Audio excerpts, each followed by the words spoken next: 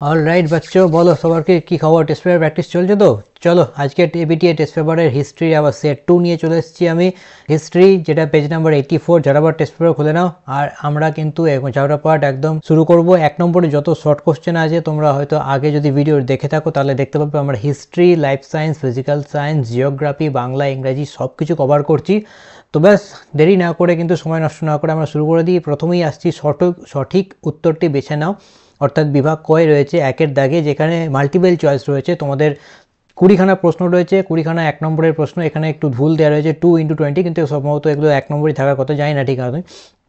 তো এবার আমরা প্রথম যে প্রশ্নটা 1-এর দাগের 1-এর, যেটা হচ্ছে ফিউডাল সোসাইটি গ্রন্থের লেখককে? Option A Ladurie, option B হচ্ছে লুসিয়ান ফেভর, আর অপশান সি হচ্ছে জরেস, আর অপশান ঘ হচ্ছে মার্ক ব্লচ। তো এখানে আনসার হবে অপশান ঘ, মার্ক ব্লচ। ঠিক আছে, এখানে আমার মনে হয় অপশান ঘটা একটুখানি ভুল আছে, কারণ আমার যতদূর সম্ভব এখানে মনে হয় যে অপশান ঘয়ের উত্তর হবে। এখানে অপশান ঘয়ের তো অবশ্যই উত্তর হবে, কিন্তু মার্ক এখানে ব্লক লেখা রয়েছে, সেটা মনে হয় মার্ক ব্লোচ হবে। ঠিক আছে, নেক্সট হচ্ছে 1.2 এর সুধীর কুমার মিত্র যুক্ত ছিলেন কিসের সাথে? সামরিক ইতিহাসের সঙ্গে, নাকি পরিবেশের ইতিহাসের সঙ্গে, নাকি স্থানীয় ইতিহাসের সঙ্গে, নাকি বিজ্ঞান, প্রযুক্তি ও চিকিৎসা বিদ্যার ইতিহাসের সঙ্গে? সো এখানে আনসার হবে, তোমরা ভিডিওটা পজ করো, দিয়ে দেখি তোমরা কে আনসার বলতে পারো, কারণ তোমাদেরও একটু প্র্যাকটিস করা দরকার। যার কারণে কিন্তু আমি একটুখানি হালকা পজ দিয়ে তোমাদের জন্য এই ভিডিওগুলো রেকর্ড করছি, যাতে তোমরা একটু প্র্যাকটিস করো। সুধীর কুমার মিত্র যুক্ত ছিলেন কিসের সাথে? সামরিক ইতিহাসের সঙ্গে, নাকি পরিবেশের ইতিহাসের সঙ্গে, নাকি স্থানীয় ইতিহাসের সঙ্গে, নাকি বিজ্ঞান, প্রযুক্তি ও চিকিৎসাবিদ্যার ইতিহাসের সঙ্গে? তো তোমরা এখানে জাস্ট কমেন্টে লিখবে 1.2 দিয়ে, এখানে ক হবে না, খ হবে না, গ হবে না, খ হবে, সেটা লিখে দাও। তো এখানে আনসার হচ্ছে, আমি এবার বলি, আনসার হচ্ছে গয়েরটা, অর্থাৎ সুধীর কুমার মিত্র যুক্ত ছিলেন স্থানীয় ইতিহাসের সঙ্গে, কারণ তিনি হুগলি জেলার ইতিহাস সম্পর্কে কিন্তু এখানে লেখালেখি করেছিলেন। নেক্সট হচ্ছে এখানে 1.3 কৃষ্ণ দাস পাল হিন্দু পেট্রিয়ট পত্রিকার সম্পাদক হন কত খ্রিস্টাব্দে? কয়তে রয়েছে 1853, খ হচ্ছে 1862, গ হচ্ছে 1872, আর 1892 হচ্ছে ঘয়ের দাগের। তো এখানে যেটা আনসার হবে সেটা হচ্ছে আমাদের, তো এখানে আনসার হবে কিন্তু কৃষ্ণচন্দ্র পাল হিন্দু পেট্রিয়ট পত্রিকার সম্পাদক হয় 1862 খ্রিস্টাব্দে, অর্থাৎ খয়েরটা কৃষ্ণচন্দ্র দাস পাল হিন্দু পেট্রিয়ট পত্রিকার সম্পাদক হন 1862 খ্রিস্টাব্দে। নেক্সট হচ্ছে 1-এর 4-এ চলে আসি আমরা। বিশপ কলেজ প্রতিষ্ঠিত হয় কত খ্রিস্টাব্দে? 1800 খ্রিস্টাব্দে, নাকি 1820 খ্রিস্টাব্দে, নাকি 1824 খ্রিস্টাব্দে, নাকি 1865 খ্রিস্টাব্দে? বিশপ কলেজ কবে প্রতিষ্ঠিত হয়? 1-এর 4 বলো, বিশপ কলেজ কবে প্রতিষ্ঠিত হয়? তো বিশপ কলেজ প্রতিষ্ঠিত হয়, কিন্তু এটা হবে আনসার 1820 খ্রিস্টাব্দে। বিশপ কলেজ প্রতিষ্ঠিত হয় 1820 খ্রিস্টাব্দে। নেক্সট হচ্ছে 1-এর 5 চলে আসি। এনকোয়ারার নামক পত্রিকাটি প্রকাশ করেন কে? কৃষ্ণমোহন ব্যানার্জি, নাকি দক্ষিণারঞ্জন মুখোপাধ্যায়, নাকি ডিরোজিও, নাকি প্যারীচাঁদ মিত্র? তো এনকোয়ারার নামক পত্রিকাটাকে প্রকাশ করেন এনকোয়ারার 1.5-এ। এখানে কিন্তু আনসার হবে কৃষ্ণমোহন ব্যানার্জি এনকোয়ারার নামক পত্রিকাটা কিন্তু প্রকাশ করেন। কয়েকটা, ঠিক আছে। নেক্সট হচ্ছে 1-এর 6, সুই মুন্ডা যুক্ত ছিলেন কোন বিদ্রোহের সাথে? সুই মুন্ডা কোন বিদ্রোহের সঙ্গে যুক্ত ছিলেন? অপশান এ কোল বিদ্রোহ, নাকি সাঁওতাল বিদ্রোহ, নাকি মুন্ডা বিদ্রোহ, নাকি সন্ন্যাসী বিদ্রোহ?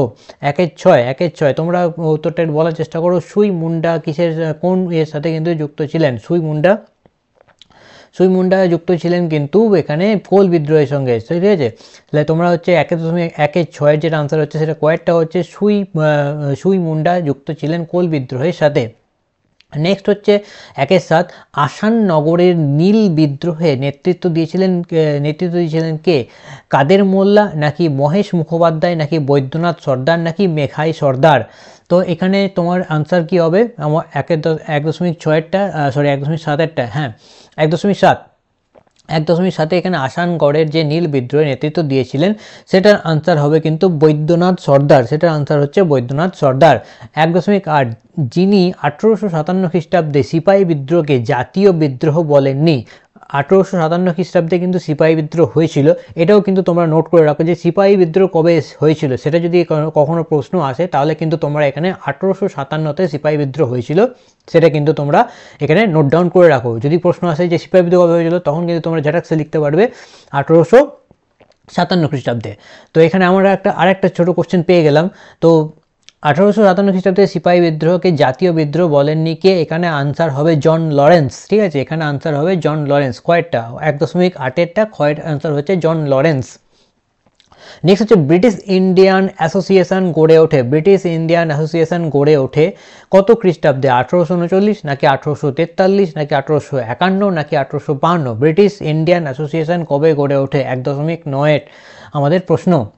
কি হবে তোমরা কমেন্টে ঝটপট করে লেখো, ঝটপট করে লেখো। চলো চলো আমরা এবার আনসারটা বলবো। 1.9 আনসার কিন্তু হচ্ছে গয়েরটা। 1.9 কিন্তু ব্রিটিশ ইন্ডিয়ান অ্যাসোসিয়েশন গড়ে ওঠে 1851 খ্রিস্টাব্দে। ব্রিটিশ ইন্ডিয়ান অ্যাসোসিয়েশন গড়ে ওঠে 1851 খ্রিস্টাব্দে। ঠিক আছে, নেক্সট আমরা 1.10-এ চলে আসি। 1.10 হচ্ছে ন্যাশনাল পেপার প্রকাশ করেন কে? নবগোপাল মিত্র নাকি রাজনারায়ণ বসু নাকি দ্বারকানাথ বিদ্যাভূষণ নাকি কৃষ্ণকুমার মিত্র? কৃষ্ণকুমার মিত্র। তো 1.10-এর যেটা আনসার হবে, 1.10-এর আনসার হচ্ছে ন্যাশনাল পেপার প্রকাশ করেন আমাদের নবগোপাল মিত্র। ন্যাশনাল পেপার প্রকাশ করেন নবগোপাল মিত্র। 11টায় চলে আসি এবার। 1.11 সন্দেশ পত্রিকার সম্পাদক ছিলেন কে? ঈশ্বরচন্দ্র বিদ্যাসাগর নাকি গগনেন্দ্রনাথ ঠাকুর নাকি উপেন্দ্র কিশোর রায় চৌধুরী নাকি সুকুমার রায়? তো এখানে আনসার হবে সুকুমার রায়। আনসার হবে 1.11 সুকুমার রায়। ঠিক আছে, আচ্ছা 1.12 কলকাতা বিজ্ঞান কলেজ প্রতিষ্ঠিত হয় কত খ্রিস্টাব্দে? 1905 নাকি 1914 নাকি 1917 নাকি 1921? কলকাতা বিজ্ঞান কলেজ, এটা তোমরা বলো। 1.12টা কোনটা হবে? কলকাতা বিজ্ঞান কলেজ কবে প্রতিষ্ঠিত হয়েছে? ঝটপট করে কমেন্ট করো। চলো ভিডিও পজ করো, ভিডিও পজ করে ঝটপট করে কমেন্ট করো। প্র্যাকটিস কিন্তু এভাবেই আমাদের করতে হবে। চলো তাড়াতাড়ি তাড়াতাড়ি তাড়াতাড়ি দেখি, আমি কিন্তু বেশি সময় দেবো না। চলো 5 সেকেন্ড টাইম দিচ্ছি। 1 2 3 4 5। চলো 1.12 অর্থাৎ কলকাতা বিজ্ঞান কলেজ প্রতিষ্ঠিত হয় কিন্তু আমাদের এখানে আনসার হবে 1914 খ্রিস্টাব্দে। 1914 খ্রিস্টাব্দে কিন্তু কলকাতা বিজ্ঞান কলেজ প্রতিষ্ঠিত হয়। ঠিক আছে, নেক্সট 1.13-তে যাই। মোপলা বিদ্রোহে নেতৃত্ব দেননি কে? মোহাম্মদ হাজি নাকি আলী মুসালিয়ার নাকি ইয়াকুব হাসান নাকি মোহাম্মদ গাজীর? কোনটা হবে 1.13-এর উত্তর? 1.13 আমাদের আনসার হচ্ছে গ, ইয়াকুব হাসান। ঠিক আছে, নেক্সট আমরা চলে আসি 1.14 র্যালে কমিশন গঠিত হয়েছিল কত খ্রিস্টাব্দে? 1903 নাকি 1908 খ্রিস্টাব্দ নাকি 1902 খ্রিস্টাব্দ নাকি 1906 খ্রিস্টাব্দ? র্যালে কমিশন গঠিত হয় কত খ্রিস্টাব্দে? চলো 1.14 আমাদের প্রশ্ন। 1.14 আনসার হচ্ছে গয়েরটা, অর্থাৎ কি হচ্ছে 1902 খ্রিস্টাব্দে। র্যালে কমিশন গঠিত হয়েছিল 1902 খ্রিস্টাব্দে। নেক্সট চলে আসি 1990 খ্রিস্টাব্দে সারা Bharat Trade Union Congress AITUC এর সভাপতি কে ছিলেন? সারা ভারত যেটা ট্রেড ইউনিয়ন কংগ্রেস রয়েছে তার সভাপতি কে ছিলেন? লালা লাজপত রায় নাকি জোসেফ ব্যাপটিস্টা নাকি দেওয়াল চমনলাল নাকি মতিলাল নেহেরু? আমাদের কত প্রশ্ন হচ্ছে এখানে? 1.15 1.15 আনসার হবে কিন্তু জোসেফ ব্যাপটিস্টা। ঠিক আছে, নেক্সট চলো আমরা যাচ্ছি 1.16 জয়শ্রী নামে মাসিক পত্রিকার সম্পাদক কে ছিলেন? বাসন্তী দেবী নাকি সরোজিনী নাইডু নাকি কল্পনা দত্ত নাকি লীলা রায়? কে ছিলেন বলো? আমাদের হচ্ছে 16 নম্বরের প্রশ্ন এটা। 16 নম্বরের প্রশ্নের আনসার হচ্ছে আমাদের লীলা রায়। আচ্ছা 1.17 অল বেঙ্গল স্টুডেন্ট অ্যাসোসিয়েশন যার নেতৃত্বে গঠিত হয়েছিল তিনি কে ছিলেন? যতীন্দ্রমোহন সেনগুপ্ত নাকি সুভাষচন্দ্র বসু নাকি রাসবিহারী বসু নাকি যতীন্দ্রনাথ মুখোপাধ্যায়? সো এখানে আনসার হবে কিন্তু 1.17 কয়েকটা, অর্থাৎ হচ্ছে সুভাষচন্দ্র বসু। আচ্ছা নেক্সট আমরা চলে আসি 18টা গিয়ে প্রশ্ন রয়েছে। 18 প্রশ্ন রয়েছে আমাদের। বেঙ্গল নমসূত্র অ্যাসোসিয়েশন গঠিত হয় কত খ্রিস্টাব্দে? 1902 না 1912 না 1926 না 1930? বেঙ্গল নমসূত্র অ্যাসোসিয়েশন গঠিত হয় কত খ্রিস্টাব্দে? বেঙ্গল নবসূত্র অ্যাসোসিয়েশন গঠিত হয় এখানে হচ্ছে 1912 খ্রিস্টাব্দে। নেক্সট আমরা 19 নম্বরের মাল্টিপল চয়েসে চলে আসি। 19 নম্বরে রয়েছে কেয়াপাতার নৌকা গ্রন্থের লেখক প্রফুল্ল রায় নাকি মানিক বন্দ্যোপাধ্যায় নাকি মহাশ্বেতা দেবী নাকি সুনীল গঙ্গোপাধ্যায়? সো এখানে আনসার হবে কি? বলো বলো বলো, তোমরা একটুখানি চেষ্টা করে দেখি। চলো 1 2 3 4 5 6 7 8 9 10। এবার একটু তাড়াতাড়ি কাউন্ট করলাম, যেহেতু 10 পর্যন্ত কাউন্ট করলাম। তো কেয়াপাতার নৌকা গ্রন্থের লেখক হচ্ছে প্রফুল্ল রায়। কেয়াপাতার নৌকা 1.19 আছে আমাদের। কেয়াপাতার নৌকা গ্রন্থের লেখক হচ্ছে প্রফুল্ল রায়। নেক্সট হচ্ছে আমাদের লাস্ট মাল্টিপল চয়েস, যেটা হচ্ছে 20 নম্বর। হিমাচল প্রদেশ পূর্ণাঙ্গ রাজ্যের মর্যাদা পায় কত খ্রিস্টাব্দে? হিমাচল প্রদেশ পূর্ণাঙ্গ রাজ্যের মর্যাদা পায় কত খ্রিস্টাব্দে? 63 খ্রিস্টাব্দে, নাকি 1966 খ্রিস্টাব্দে, নাকি 1971 খ্রিস্টাব্দে, নাকি 1972 খ্রিস্টাব্দে? তো হিমাচল প্রদেশ পূর্ণাঙ্গ রাজ্যের মর্যাদা পায়, এখানে আমাদের আনসার হবে 1971 খ্রিস্টাব্দে। তাহলে হিমাচল প্রদেশ পূর্ণাঙ্গ রাজ্যের মর্যাদা পায় কিন্তু 1971 খ্রিস্টাব্দে। নেক্সট আমরা চলে আসি এখানে, আমাদের নেক্সট রয়েছে তোমার এখানে বিভাগ ক্ষয়তে, যেখানে 2-এর দাগের কিছু বলা আছে, নিচের যে প্রশ্নগুলি রয়েছে তার উত্তর দিতে বলা হয়েছে। এখানে 16খানা প্রশ্ন আমরা পেয়ে যাব। এবার এখানে উপবিভাগ করা রয়েছে। উপবিভাগের প্রথম হচ্ছে একটি বাক্যে উত্তর দাও। একটি বাক্যে উত্তর দাও। প্রথম প্রশ্ন হচ্ছে জওহরলাল নেহেরু তার মেয়ে ইন্দিরা গান্ধীকে যে চিঠিগুলি লিখেছিলেন তা কোন প্রেস থেকে পুস্তক আকারে প্রকাশিত হয়? জওহরলাল নেহেরু তার মেয়ে ইন্দিরা গান্ধীকে যে চিঠিগুলো লিখেছিলেন তা কোন প্রেস থেকে পুস্তক আকারে প্রকাশিত হয়? তো তোমরা কিন্তু এই এক লাইনে মানে একটি বাক্যে সম্পূর্ণভাবে লিখবে যে জওহরলাল নেহেরু তার মেয়ে ইন্দিরা গান্ধীকে যে চিঠিগুলি লিখেছিলেন তা এলাহাবাদের ল জার্নাল প্রেস থেকে পুস্তক আকারে প্রকাশিত হয়। ঠিক এরকম পূর্ণ বাক্যে কিন্তু লিখবে, শুধু লিখে ছেড়ে দেবে না যে এলাহাবাদের ল জার্নাল প্রেস, ঠিক আছে? পুরো বাক্যে লিখবে যে জওহরলাল নেহেরু তার মেয়ে ইন্দিরা গান্ধীকে যে চিঠিগুলো লিখেছিলেন তা এলাহাবাদের ল জার্নাল প্রেস থেকে পুস্তক আকারে প্রকাশিত হয়। এবার দুয়েরটা যাই আমরা। ভারত সভার সম্পাদক কে ছিলেন? ভারত সভার সম্পাদক ছিলেন আনন্দমোহন বসু। ভারত সভার সম্পাদক ছিলেন আনন্দমোহন বসু। বোঝা যাচ্ছে তো? তোমাদের যদি কোনো প্রবলেম থাকে কিন্তু কমেন্টে জানি অবশ্যই, তাহলে আমরা যদি সেটাকে পরবর্তী ভিডিওতে কিন্তু তোমাদের সাথে আলোচনা করার চেষ্টা করব, ঠিক আছে? নেক্সট হচ্ছে 2-এর 3-এরটা, কলকাতা বিশ্ববিদ্যালয়কে গোল দিঘির গোলামখানা বলে কে আখ্যায়িত করেছিলেন? কলকাতা বিশ্ববিদ্যালয়কে গোল দিঘির গোলামখানা বলে কে আখ্যায়িত করেছিলেন? তো আনসার হবে কলকাতা বিশ্ববিদ্যালয়কে গোল দিঘির গোলামখানা বলে আখ্যায়িত করেছিলেন ব্রহ্মবান্ধব উপাধ্যায়, ঠিক আছে? নেক্সট হচ্ছে 2-এর 4, যেটা হচ্ছে ভারতের প্রথম মে দিবস কার নেতৃত্বে পালিত হয়? ভারতের প্রথম মে দিবস পালিত হয় সিঙ্গারভেল্লু চেট্টিয়ার নেতৃত্বে, ঠিক আছে? নেক্সট আমরা এবার ঠিক ভুলে যাব, ঠিক আর ভুল। 2-এতে রয়েছে, এখানে 4টে ঠিক ভুল করতে হবে, 4টেই রয়েছে, 4টেই করতে হবে। তো কলকাতা বিশ্ববিদ্যালয়ের প্রথম মুসলিম স্নাতক ছিলেন রহিম খান, এটা ঠিক না ভুল? চলো তোমরা একটু লেখো আগে 2.2.1 ঝটপট করে নিচে এখানে লেখো 2.2.1 দিয়ে, যদি ঠিক হয় তাহলে এখানে ঠিক লেখো, ট্রু লিখে দিতে পারো, টি লিখতে পারো, ফলস হলে মিথ্যা হলে ভুল হলে এফ লিখতে পারো বা ভুল লিখতে পারো, যেটা সুবিধা। ঠিক ভুল লিখতে পারলে ঠিক ভুল লেখো, ট্রু ফলসও লিখতে পারো। তো 2.2.1 এর কোশ্চেন তোমাদেরকে লেখা হচ্ছে, লিখছো চলো একই এক, কাউন্টিং স্টার্ট হয়ে গেছে কিন্তু 1 2, চলো 3 4, সময় কিন্তু বেশি দেব না, চলো 5। কলকাতা বিশ্ববিদ্যালয়ের প্রথম মুসলিম স্নাতক ছিলেন রহিম খান, এটা ভুল। অ্যাকচুয়াল যে আনসার সেটা হবে দেলওয়ার হোসেন আহমেদ খান বাহাদুর, ঠিক আছে?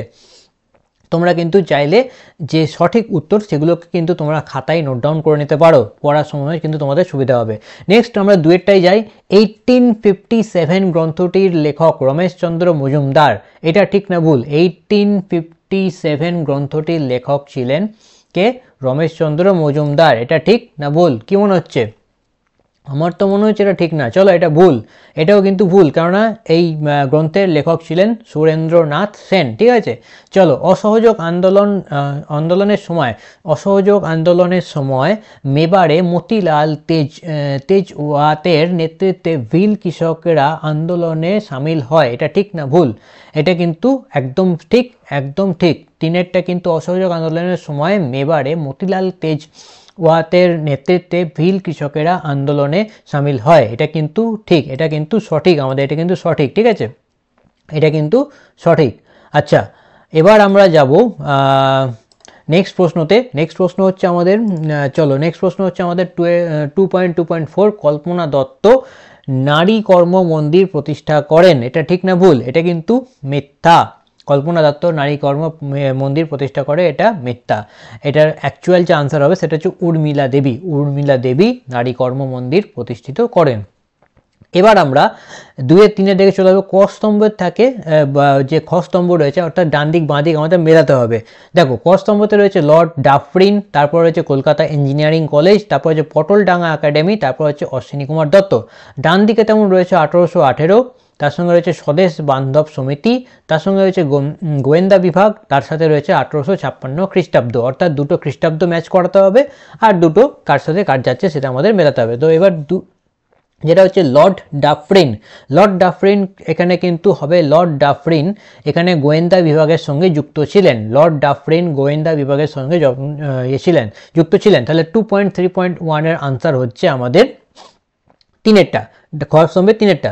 এবার 2.3.2 Kolkata engineering college. Kolkata engineering college এখানে একটা সালের সঙ্গে রয়েছে।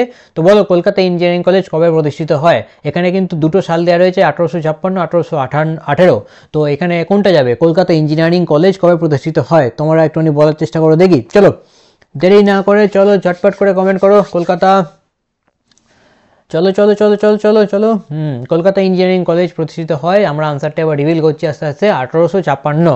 কলকাতা ইঞ্জিনিয়ারিং কলেজ 1856 খ্রিস্টাব্দে কিন্তু প্রতিষ্ঠিত হয়। এবার 2-3-3 একেরটা 2-3 যেটা পটলডাঙ্গা একাডেমি, সেটা কিন্তু আনসার হবে একেরটা 1818 খ্রিস্টাব্দে। এবং অশ্বিনী কুমার দত্ত অর্থাৎ 2-3-4 যেটা অশ্বিনী কুমার দত্ত, এবং একটাই পড়ে রয়েছে স্বদেশ বান্ধব সমিতি। স্বদেশ বান্ধব সমিতি। তাহলে আরেকবার আমরা দেখে নিই। লর্ড ডাফরিন যাবে গোয়েন্দা বিভাগের সাথে, কলকাতা ইঞ্জিনিয়ারিং কলেজ যাবে 1856 খ্রিস্টাব্দের সাথে, পটলডাঙ্গা একাডেমি যাবে তোমার হচ্ছে 1818 সঙ্গে, আর লাস্ট হচ্ছে তোমার এখানে অশ্বিনী কুমার দত্ত যাবে স্বদেশ বান্ধব সমিতির সাথে।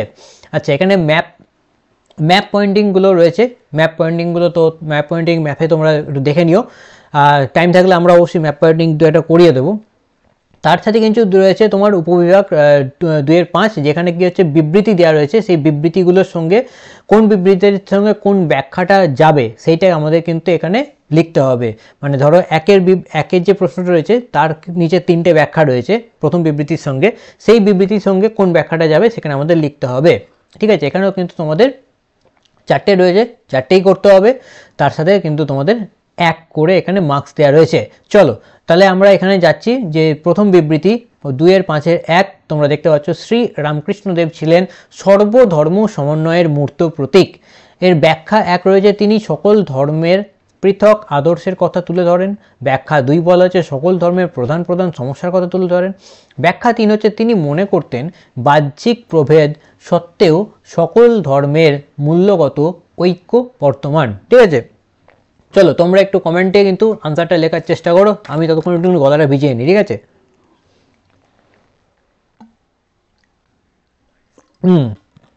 চলো গলা ভিজে গেছে।